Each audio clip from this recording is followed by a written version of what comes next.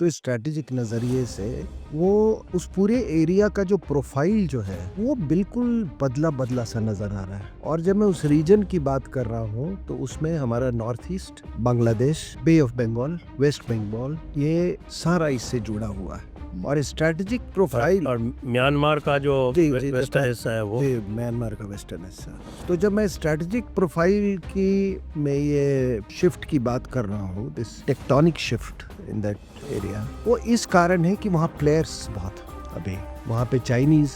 एक फैक्टर है, प्लेयर है, अमेरिकन, जॉर्ज सोरस, उसका बेटा अलेक्जेंडर सोरस, चर्च,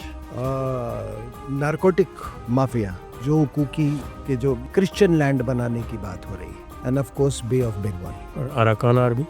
आर्मी तो है ही वो, और सेंट मार्टिन आइलैंड का मार्टिन आइलैंड। तो आपने देखा होगा कि बड़ी चर्चा हो रही थी सेंट मार्टिन के लिए कि यूनेस्को इसलिए लाया गया, सेंट मार्टिन के लिए लाया गया, लेकिन ऐसी बातें आम आदमी करे, कोई लिखे तो शायद लोग उसको इतना उस पर विश्वास नहीं करते। लेकिन जब शेख हसीना ऐसी बात कर रही तो फिर आपको मानना पड़ेगा। 2 डिकेड उसने 20 साल करीब she has been at the helm of affairs Bangladesh के, और वो भी एक ऐसा देश जियोपॉलिटिकली जहां अमेरिकन का भी